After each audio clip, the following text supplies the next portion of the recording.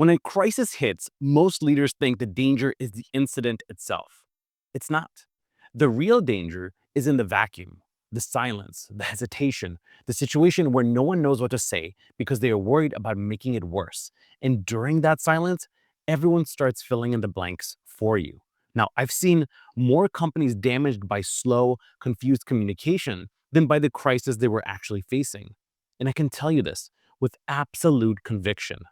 The narrative always moves faster than the facts. And if you don't lead it, you lose it. Now, I learned crisis leadership the hard way inside military war rooms, dealing with UN Security Council matters, advising Fortune 500 companies on multi-billion-dollar problems, and with PE and VC backed companies where one sentence could mean the difference between losing market share and survival. I've managed wars, hostage situations, cyber attacks, executive scandals, market moving leaks, and geopolitical escalations. And the pattern is always the same. Leaders don't rise to the level of the moment, they fall to the level of their systems. And that's why today's session exists. I'm going to teach you the crisis command protocol. This is the exact system I use inside high pressure boardrooms and with PE backed and VC backed and mid cap companies in situations that require the C suite to respond fast, protect trust, and stay in control when everything feels like it's breaking. So by the end of this video, you'll know the following: how to stabilize the room in minutes, how you can map out the real impact across employees, customers, and investors, how you can build a crisis message in 90 seconds, how to choose who speaks, where, and when, and obviously, how to avoid the mistakes that destroy companies long before the crisis does. By the end of this, you won't just understand crisis, you'll be able to manage one. So if you lead people, hold responsibility, or really just want to be the calm in the chaotic moments, this is the training that will separate you from 99% of executives. So let's get right into it. This is the crisis command protocol. And this has been put together in order to help you understand how to lead, communicate, and protect trust when everything else feels like it's breaking. And quite frankly, from the different crises that I've managed over time, everything does feel like it's breaking every single minute whenever you're dealing with a crisis. But before we dive into the problems and how we sort this out, I think you all know I absolutely love definitions because it helps us have a standardized language by which we even look in the world. And so here for today, the definition of crisis is a fast-moving event that threatens your ability to operate, damages stakeholder trust, and creates reputational, financial, or legal risk. These in particular are the issues that we want to be aware of. Things either create reputational, financial, or legal risk. That's how we need to look at it from that lens and understand that when we have a crisis situation, it's typically out of our control in terms of feeling as if everything's moving too fast, as if the events are happening faster than our understanding of it. And so this ends up putting the company in these situations where you could have the reputation be at risk, the financial stability of the company, or any type of legal risk. And so that's why we want to be able to get ahead of it, because there's so many companies that don't do this well and don't do this right. And so here's why we're even in a position where these crises that arise from a reputational point of view, financial, legal, end up destroying PE-backed, VC-backed, and mid-cap companies. So the very first thing is that in a lot of these situations, there's no existing crisis response infrastructure. So for a lot of these companies, I've seen, especially in the mid-cap and lower end, as something happens and it arises, you deal with it. It's more of a reactive situation. There's no mechanism by which the leaders of the company know what it is they should do to respond. It's it's not like when you have Fortune 500 companies where they have war rooms and external advisors and a lot of help. Most firms really just have Slack threads and like some hope, uh, wishing that they can get through this unscathed. Beyond that, another thing that destroys these kind of companies is hesitation because of incomplete information. Like I mentioned before, so often crises unfold faster than the information for people to be able to keep up. And so this creates a situation where you have paralysis in leadership. Like, oh my God, what? I don't know what's going on. I don't know what I should say. I don't want to make it worse. So maybe I should just stick around and be silent. And hopefully this will just go away on its own. So that's another reason that crises destroy companies. Then we have a misalignment when it comes to the leadership itself, and this ends up multiplying risks. So, more specifically, there need to be designated operators, and the rest of leadership need to have a unified front for employees and for media. What ends up happening is that when a crisis happens, everyone is jumping on the situation. And if there's no understanding of who owns this, who needs to speak, who needs to decide, everyone just gives their 2 cents. And the next thing you know, it leads right back to that paralysis of I don't know what it is that I should be doing because I have misalignment. And so being able to create that infrastructure in the first place, even if it's not some type of Fortune 500 war room, that's really, really important. Another issue is that communication ends up being reactive, not proactive, because you're caught on the back foot. There is no infrastructure. You don't know who needs to decide or lead or make any decision. And so what ends up happening is that you have that silence we talked about. So you end up having more damage caused by the silence itself, the confusion because there's no understanding of what's really taking place, or some type of over defensiveness by the company. And so that ends up overshadowing the actual crisis. So imagine, believe it or not, you have a crisis that, while perhaps on its own not the worst thing, the reaction to the crisis, the way it is managed, makes it significantly worse. And worst of all of these is that the narrative vacuum gets filled by outsiders. So you end up having employees who speculate, investors who panic, customers who doubt you, and the media that escalates the entire matter. If you do not speak, if you do not provide information, others will do it for you, and probably in a way you will not like. This vacuum is one of the worst things that takes place in any type of crisis situation. If you let go of the narrative, let others fill it for you, it can end up destroying the company. Because the bottom line from all of this is that most crises become catastrophic. And I mean catastrophic because leaders lose control of the narrative before they even respond. And this isn't theoretical. The consequences are real. Here are some of the ways in which the the consequences end up really destroying companies. One of the very first things is that reputation takes years, years and years and years to rebuild, if at all, right? So what I've seen is that the majority of consumers say they will stop buying from a brand after a scandal, and trust is lost in days, and it can take years to recover, if ever.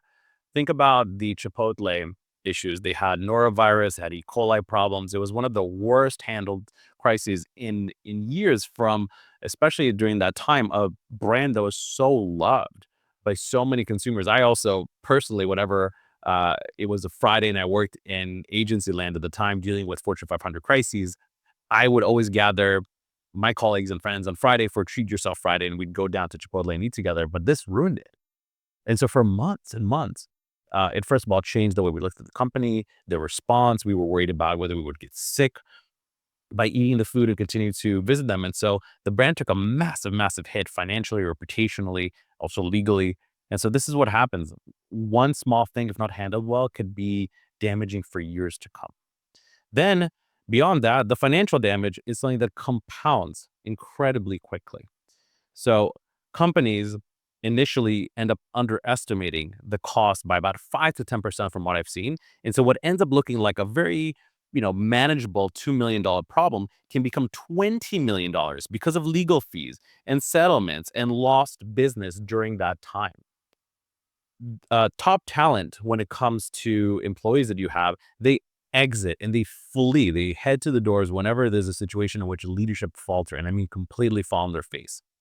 Executive scandals end up triggering between 20 to 30% attrition amongst your highest performers when they have other options. And so the people that you need most in these situations to keep the situation stable and the ship running, they leave. They're the first ones to leave because there's no point staying in the sinking ship. Investors and board members end up losing confidence. And so private equity portfolio companies, they face LP pressure. VC-backed companies can experience down rounds or forced sales, and board seats turn over and a runway gets shorter. Your leash gets tighter. You have significantly fewer options because at the time where you really need time and effort and money and resources and trust, These are moments that when they're not handled well, you end up losing that trust. You end up losing that runway. You end up losing all the leverage and goodwill that you've built over the years. And the competitors, they swoop in during these moments and they weaponize the crisis that you have. Their sales teams will be the ones that go out and use your scandal in the competitive deals to close them with your customers, with your partners. And so you have the situations where customers get poached and the market share that you have absolutely hemorrhages because you're distracted in managing a crisis poorly.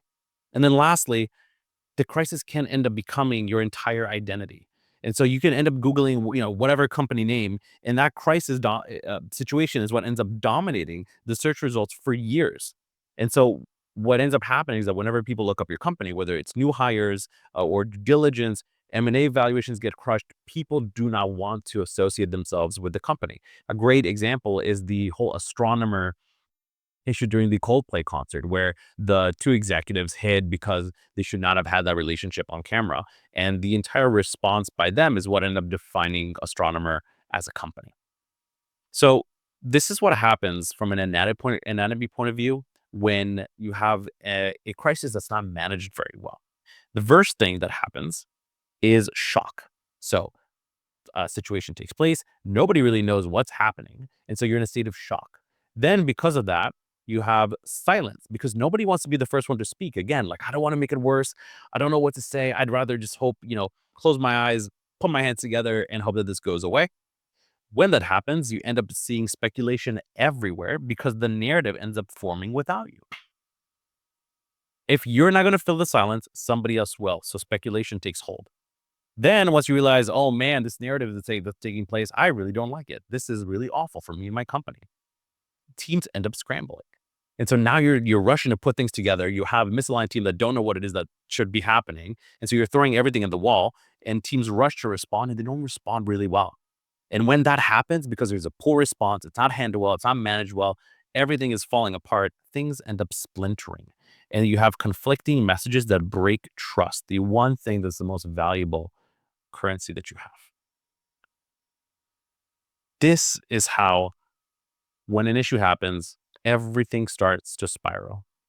And then that is the reason that people feel as if they're losing control and everything is breaking all at the same time. Here is what needs to be managed during this period. I call this the trust chain. During the period of growth and leverage, you're managing all of your different stakeholders: employees, board, customers, vendors, media partners. There are more, but they all sit within a chain. And during a crisis, in any one of these situations, if it's not handled well, you can break that trust.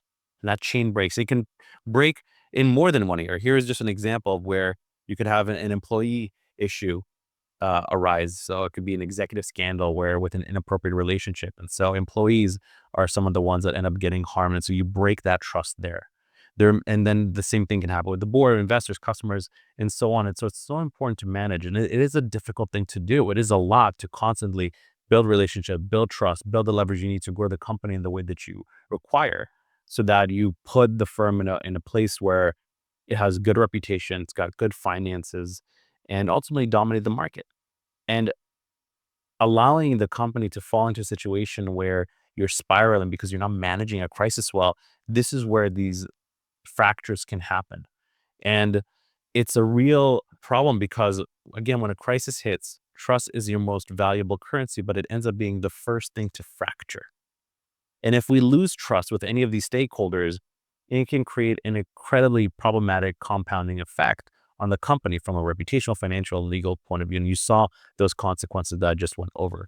And so it's important for us to always remember that these are the stakeholders that matter most whenever there's an issue that arises, and to manage the perception, manage the narrative with them, and give them the information required so that we can keep the trust that we work so hard to earn. So how do we even do that? How do we go about doing that as a process?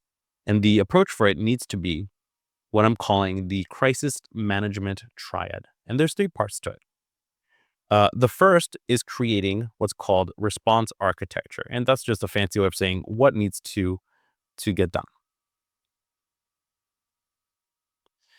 After that, you have the command flow, which is where we figure out who needs to decide what.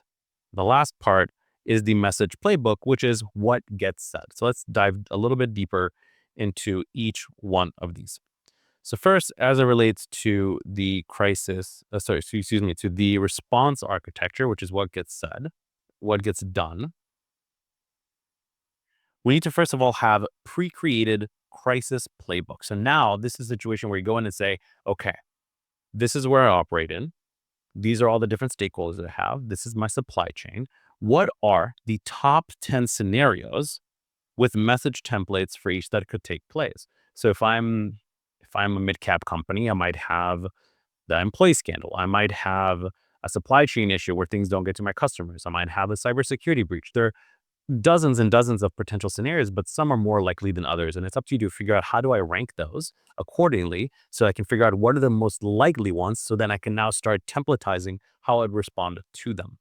So we want to have these message templates that are relevant for internal stakeholders, external, social media, executive statements, and so on and so forth. And again, it doesn't have to be word for word what ends up being said. Obviously, this changes over time depending on the situation, but having some type of playbook to go to already helps stabilize the room, stabilize the situation because you have somewhere to refer to.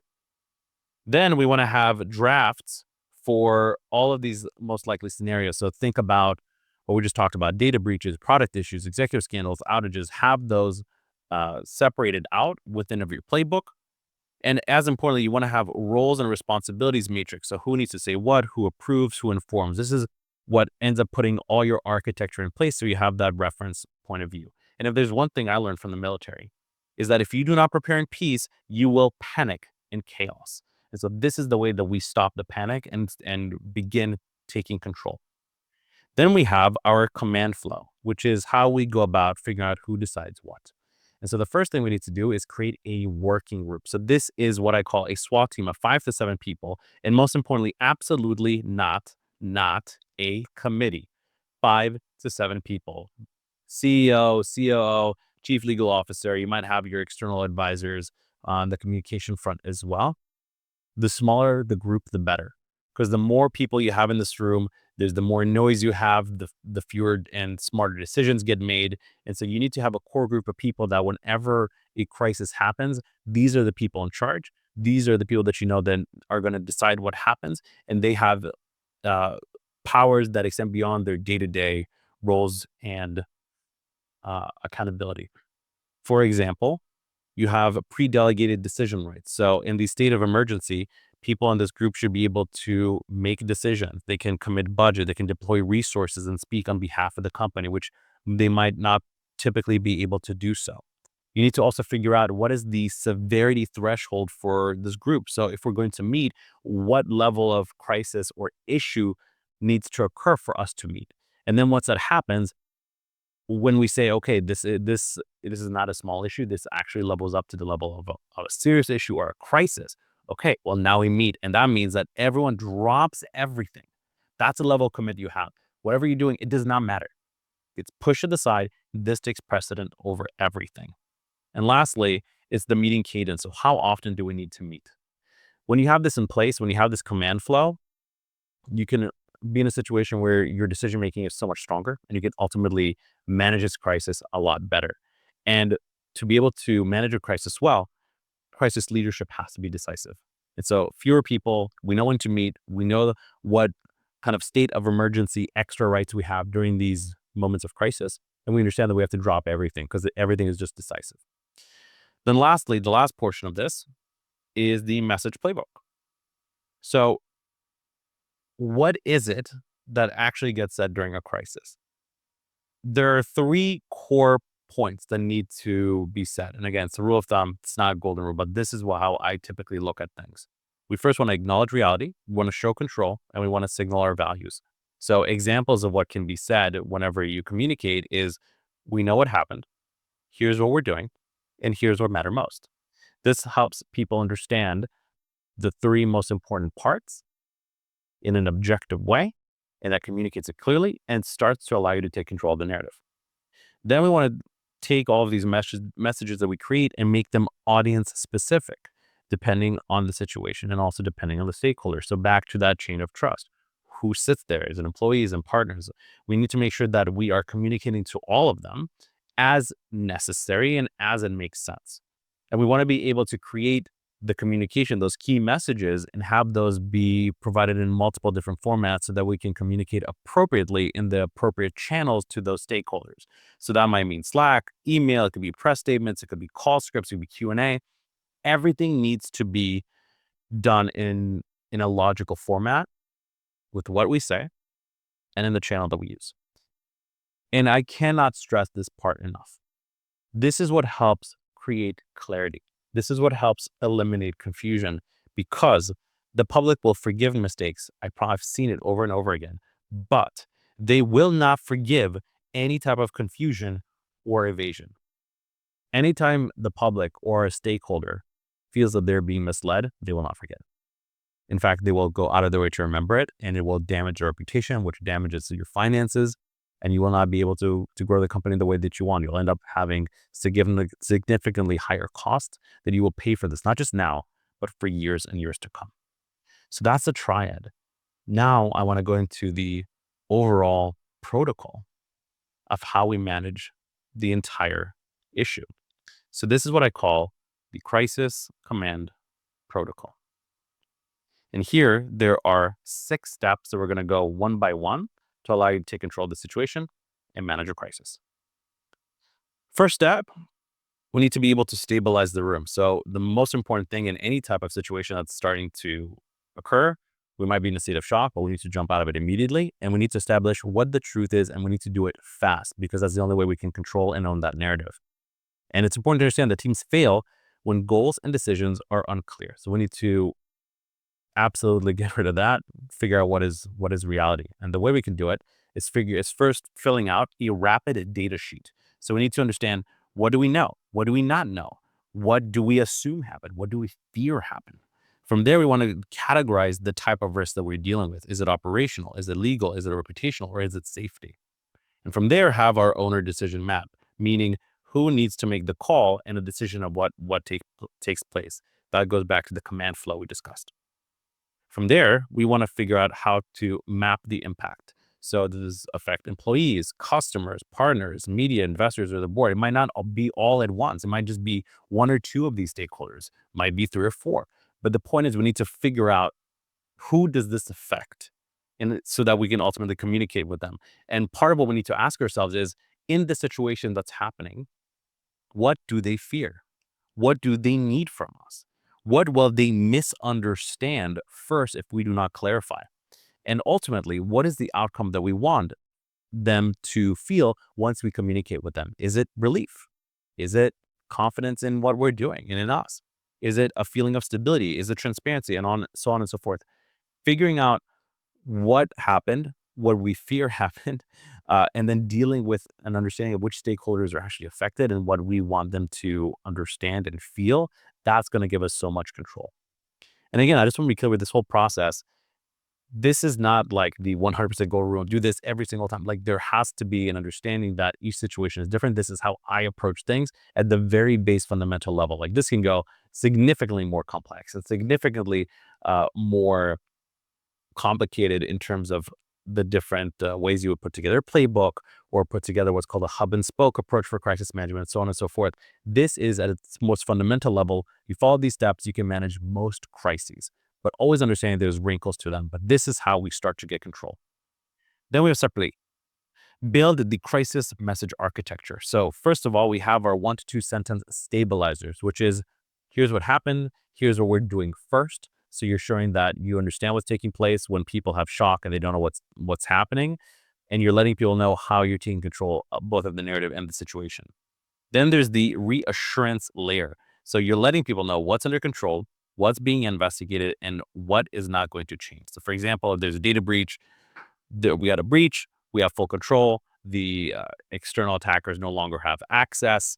We're currently investigating who breached us, what it is that were affected. What we can tell you, however, is that your information specifically wasn't affected or will not be affected. And what won't change is the way in which we communicate with you. What won't change is your access to the platform, et cetera, et cetera. Then there is the protective call to action. And this is what you want stakeholders to do, how it is that they're going to get help, and where updates are going to appear. So if we continue with that analogy from before, what stakeholders should do, here's how I want you to communicate with us. You don't need to change anything about what you do, or maybe you need to freeze your credit, whatever it might be. Tell them what you want. Then how to get help.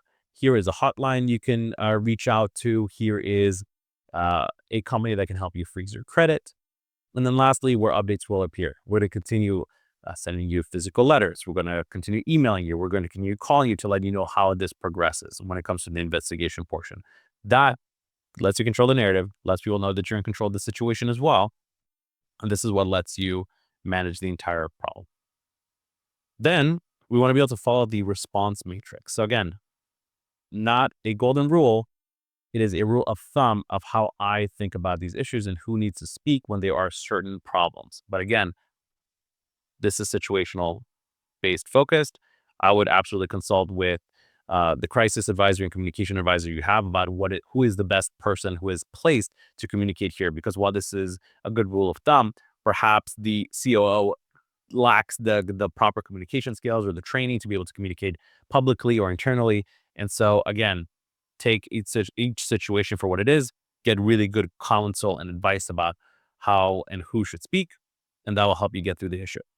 So when it comes to who speaks, typically the CEO when it comes to existential risks for the company, a COO when it relates to operational breakdowns, a chief technology officer for technical incidents, a CHRO for people incidents, a CRO or GC for legal or safety events.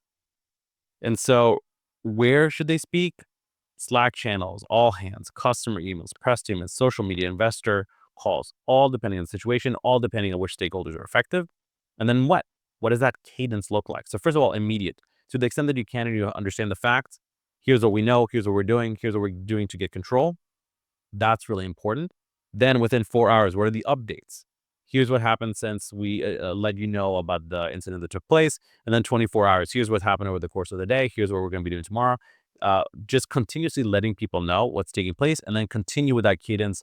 Doesn't have to be this often, but every so often about what is happening, what are the actions you're taking, what are you finding out, how are you solving these problems, what technical issues are being resolved, et cetera, et cetera, et cetera.